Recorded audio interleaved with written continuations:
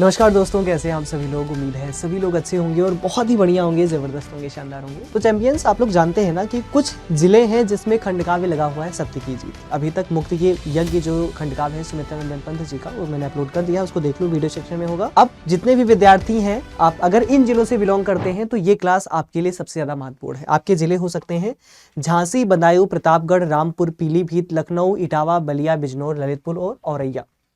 ये ऐसी जगह है जहां पर आपको खंडकाव्य लिखना है अपने प्रश्न में, अपने एग्जाम में, अपनी परीक्षा में, सत्य की जीत। अब इसके बारे में पूरी जानकारी इकट्ठी करेंगे और कैसे आपको प्रश्नों का उत्तर देना है, इन सभी पर पूरी चर्चा करेंगे।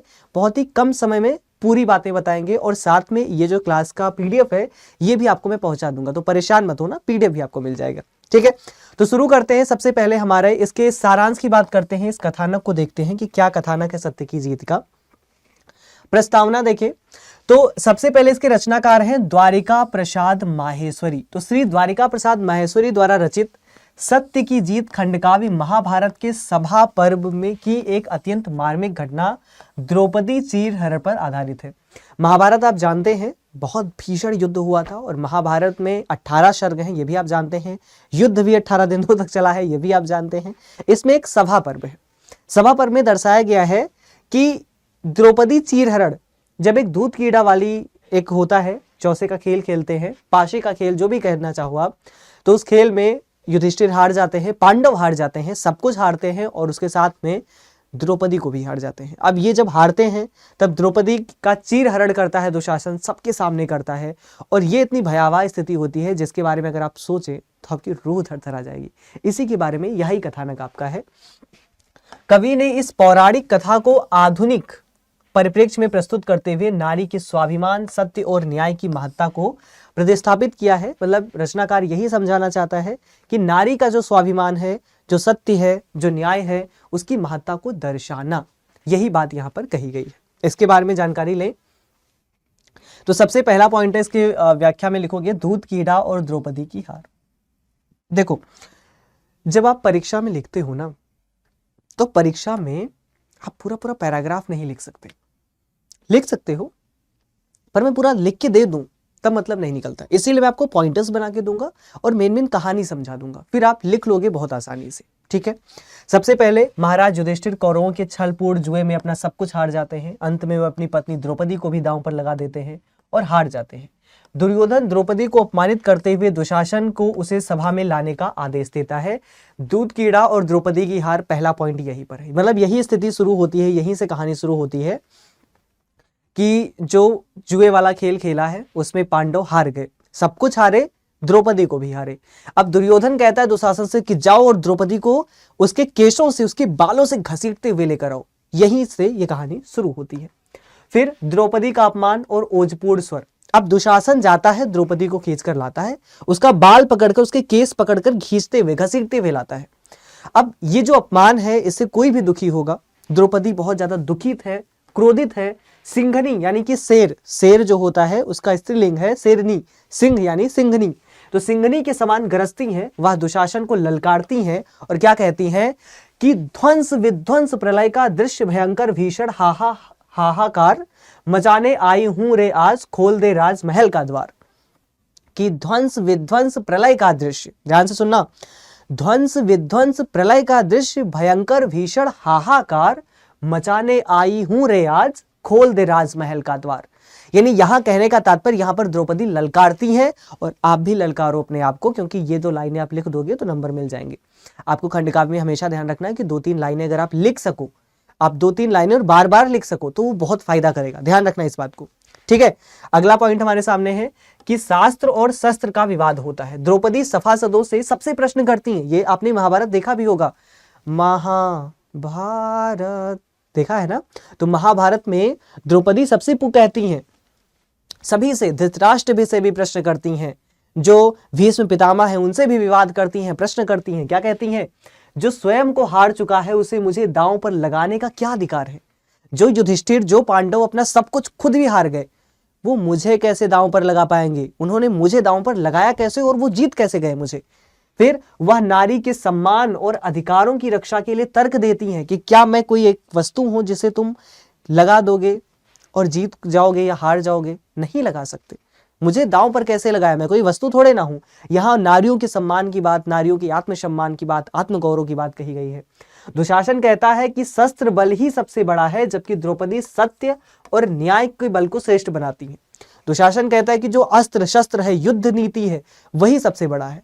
द्रौपदी कहती है नहीं, तुम गलत हो, जो सत्य है, जो न्याय है, वो सबसे बड़ा है, क्योंकि सत्य चिर है, न्याय अनंत है, वो ईश्वर की देन है और वही सबसे बड़ा है और कुछ भी नहीं है। आगे चले, विकर्ण का समर्थन। अब कौरवों में केवल विकर्ण ही द्रौपदी के तर्कों का समर्थन करता है, केवल विकर्ण है। ठीक है, यहां विकर्ण की बात की गई, ध्यान रखना। वह कहता है कि मानवता की रक्षा शास्त्र और न्याय से होती है। ठीक है, पशुता वाले शस्त्र बल से नहीं। लेकिन दुर्योधन और कर्ण उसकी बातों की अनदेखी कर देते हैं। यहां पर एक विकर्ण है और कर्ण दो अलग अलग है, ध्यान रखना। विकर्ण कहता है कि मानवता की जो रक्षा होती है वो शस्त्र से नहीं होती, वो न्याय से होती है और सत्य से ही होती है, शास्त्र से होती है। ये पशुता है जिससे आप बात कर रहे हैं कि बल से होगा, ये पशुता है। कर्ण उसकी बातों को, दुर्योधन ये सब अनदेखा कर देते, कहते हैं बोलने दो, बोल रहा है ना, बोलने दो। चीरहरण का विफल प्रयास। अब दुशासन क्या करता है? चीरहरण करने का प्रयास करता है। वो उनके जो साड़ी, जो उनका वस्त्र पहना, इस पर एक पंक्तियां भी है संदेह अलंकार की, कि नारी बीच सारी है कि सारी बीच नारी है, नारी की ही सारी है, नारी बीच सारी है कि, मैं भूल जाऊंगा क्या, नारी बीच सारी है कि सारी बीच नारी है, नारी की ही सारी है, नारी ही की सारी है। मतलब यहां पर एक ऐसी स्थिति दर्शाई गई है जहां पर वो कंफ्यूज स्थिति में होते हैं, है ना, वो भ्रम की स्थिति में होते हैं, संदेह की स्थिति में आ जाते हैं। क्योंकि होता क्या है, देखो, अहंकारी दुशासन द्रौपदी को निर्वस्त्र करने के लिए हाथ बढ़ाता है। यहां कवि ने एक नया दृष्टिकोण दिया है। द्रौपदी किसी दैवीय चमत्कार यानी कृष्ण के वस्त्र यानी अवतार का इंतजार नहीं करती, बल्कि अपने सत्य और आत्मबल के तेज से दुशासन को परास्त कर देती है। उसके रौद्र रूप को देखकर दुशासन कांप उठता है और वस्त्र खींचने में असमर्थ हो जाता है। जबकि महाभारत में हमने देखा, जो मैंने अभी आपको पंक्तियां सुनाई, महाभारत में क्या होता है कि श्री कृष्ण अपने शक्ति से उस साड़ी को कभी खत्म नहीं होने देते, उसका अंतिम छोर ही नहीं आता और दुशासन खींचता खींचता थक जाता है। लेकिन यहाँ पर रचनाकार ने, जो हमारे अवस्थी जी हैं, सॉरी द्वारिका प्रसाद माहेश्वरी जी हैं, इन्होंने अपना थोड़ा सा क्रिएटिव लिबर्टी लिया है और अपने तरीके से लिखा है कि द्रौपदी का वो जो रौद्र रूप है उसको देखकर दुशासन डर जाता है और वो खींचना बंद कर देता है।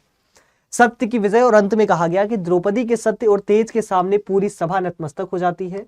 दुष्ट कौरवों की सर्वत्र निंदा होती है। द्रौपदी गर्जना करते हुए कहती हैं कि और तुमने देखा यह स्वयं कि होते जिधर सत्य और न्याय, जीत होती उनकी ही सदा, समय चाहे कितना लग जाए। कहती हैं कि और तुमने देखा जिधर सत्य होते हैं, जिधर न्याय होते हैं, जीत हमेशा उनकी होती है। हो सकता है थोड़ी देर आए, कहते हैं ना, थोड़ी देर आए लेकिन दुरुस्त आए, तो हो सकता है कि जो जीत हो थोड़ी सी देर में हो, लेकिन जीत अवश्य होगी, जीत को कोई रोक नहीं सकता। यही बात कहती है द्रौपदी।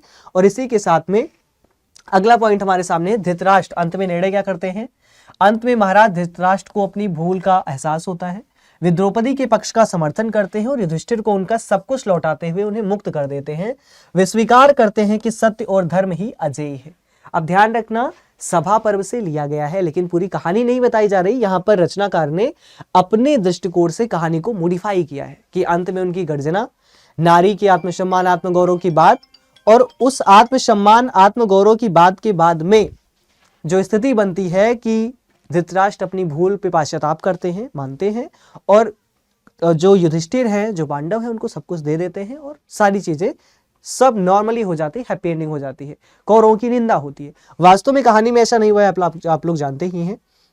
अगर निष्कर्षता देखें तो सत्य की जीत जो खंडकाव्य है, यह संदेश देता है कि असत्य का पक्ष कितना भी शक्तिशाली क्यों ना हो, अंततः जो जीत होती है वो सत्य की ही होती है।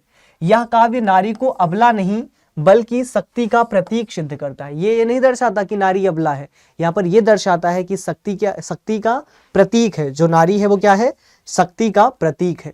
ठीक है, अब यहां पर इसके प्रमुख पात्रों की अगर हम बात कर ले कि प्रमुख पात्रों का चरित्र चित्रण भी आपकी परीक्षा में पूछा जाता है। चरित्र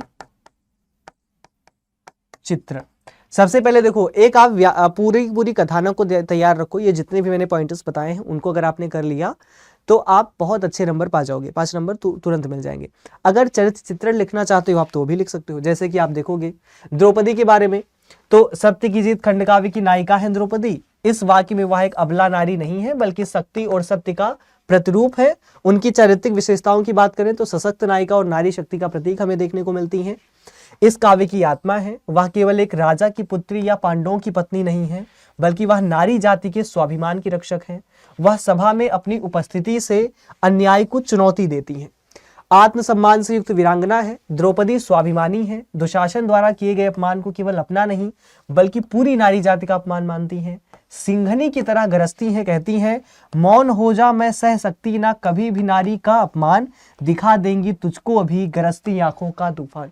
ये लाइनें लिख दोगे ना, टीचर खुश हो जाएगा आपसे, ठीक है। सशक्त और सबल नारी है, देखेंगे तो इस काव्य की द्रौपदी महाभारत की द्रौपदी की तरह असहाय होकर रोती नहीं है, वह अपनी रक्षा करने में सक्षम है। वह पुरुष के अहंकार को चुनौती देती हैं कि नहीं कालिका कोमल सुकुमार, नहीं रे छुई मुई सागात, पुरुष की है यह कोरी भूल उसी के अहंकार की बात कि स्त्री कोई कोमल नहीं है, स्त्री वीरांगना है, स्त्री सक्षम है, स्त्री शक्ति है, वो अबला नारी नहीं है, वो शबला है, वो सबल है, यही बात दर्शाती है। विवेकशील और तर्कमयी है। वह भरी सभा में युधिष्ठिर से ऐसा प्रश्न पूछती है कि सभी सभापति निरुत्तर हो जाते हैं। उनका तर्क है कि जो स्वयं को हार चुका है उसे अपनी पत्नी को दांव पर लगाने का अधिकार किसने दिया? उसे तो अधिकार ही नहीं होना चाहिए कि वो अपनी पत्नी को दांव पर लगाए। यहां पर यह नहीं कहा जा रहा है कि वो जो पांडव हैं बहुत अच्छे हैं, नहीं, यहां पर सब गलत है।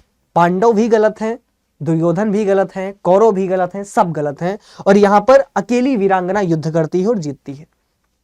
सत्य और न्याय की पक्षधर द्रौपदी का मानना है कि सत्य के सामने संसार की कोई भी शक्ति नहीं टिकती। सत्य की जीत हमारा टाइटल भी है। द्रौपदी मानती हैं, उनका कहना है कि अगर अपने आत्मबल से मैं दुशासन को परास्त कर सकती हूं, इसका मतलब सत्य हमेशा ही जीतता है, देर से लेकिन जीतेगा जरूर। अंत में देखें तो द्रौपदी जो है आधुनिक नारी जागरण का प्रतीक है, जो अन्याय के विरुद्ध आवाज उठाती है, जैसे आज की स्थिति में महिलाएं करती हैं। प्राचीन स्थिति में महिलाएं आवाज नहीं उठाती थी, वो सहती थी, उनके अंदर सहनशीलता ज्यादा थी। आज के लोग सहते नहीं, और ये सही भी है, सहना भी नहीं है। जो गलत है वो गलत है, उसको सहने की कोई भी आवश्यकता नहीं है। आगे बात करें युधिष्ठिर का चरित्र चित्रण अगर आप देखना चाहें तो प्रसाद माहेश्वरी द्वारा रचित सत्य की जीत खंड काव्य में महाराज युधिष्ठिर नायक के रूप में प्रतिष्ठित हैं। यद्यपि इस काव्य में वे आदि से अंत तक मौन रहते हैं, चुप रहते हैं, किंतु उनका यह मौन उनकी निर्बलता का नहीं बल्कि उनके आत्मिक बल, धैर्य और मर्यादा का प्रतीक है। कवि ने उनके चरित्र को धर्म और सत्य के एक जीवंत आदर्श के रूप में प्रस्तुत किया है। देखने का प्रयास करें तो धर्म और सत्य के साक्षात अवतार युधिष्ठिर का संपूर्ण जीवन धर्म की धुरी पर टिका है। वे जानते हैं कि सत्य का मार्ग जो है वो कठिन है, लेकिन वो विचलित नहीं हो रहे, वो फिर भी आगे बढ़ रहे हैं। उनके लिए एक ही चीज है कि जो नियम है, जो वचन है, वही सबसे ऊपर है, बाकी कुछ भी नहीं। दूत कीड़ा में हारने के बाद वे अपनी मर्यादा नहीं तोड़ते, क्योंकि खेल के नियमों में बंधे हैं। उनकी इसी धर्मनिष्ठा को देखकर काव्य के अंत में धृतराष्ट्र भी कहते हैं कि युधिष्ठिर धर्म परायण श्रेष्ठ, करो अब निर्भय होकर राज्य, तुम्हारे साथ तुम्हारा सत्य, शक्ति, श्रद्धा, सेवा और कर्म। यानी कि अब तुम निडर होकर राज्य करो, क्योंकि धृतराष्ट्र अंत में राज्य दे देते हैं। वो वास्तव में नहीं हुआ है, वो अलग बात है, क्योंकि अगर वास्तव में होता तो शायद कहानी आज कुछ और होती। खैर, अपार धैर्य और सहनशीलता है उनके अंदर, फिर सरल निष्कपट है वो, और आदर्श राष्ट्रनायक के रूप में। देखो, जरूरी है, अंत में आप देख सकते हैं, लेकिन मैं आपसे कहूंगा कि आप अगर द्रौपदी के चरित्र चित्रण को देख लें और एक सारांश को देख लें तो इट्स वेल इनफ। सारांश और द्रौपदी का चरित्र चित्रण अगर आप पढ़ते, अगर आप पढ़ना चाहें तो युधिष्ठिर का भी पढ़ सकते हैं, इसीलिए मैं एक्स्ट्रा में लेकर आया हूं, तो भी आपके लिए फायदा होगा। लेकिन इसको पढ़कर आपको सारी चीजें समझ में आ जाएंगी और कोई प्रकार की परेशानी नहीं होगी, ठीक है। अब आपके मन में एक प्रश्न उठेगा कि सर मुझे पीडीएफ कहां पे मिलेगा? मैं आपको अभी बता देता हूं कि ये जो पीडीएफ आपको मिलने वाला है ना, वो पीडीएफ आपको इस टेलीग्राम चैनल पे मिलेगा। तो इस पीडीएफ को जाकर आप लोग इस पीडीएफ में को ज्वाइन कर लो, सॉरी इस टेलीग्राम को ज्वाइन कर लो, मैं क्या ही बोल रहा हूँ, इस टेलीग्राम को ज्वाइन कर लो, जहां पर आपको पीडीएफ एंड ऑल सारी चीजें प्रोवाइड हो जाएंगी, ठीक है। मिलता हूं आपसे विषय अगली कक्षाओं में, तो तक के लिए बाय बाय, टेक केयर, अपना ध्यान रखिए और पढ़ाई करते रहिए।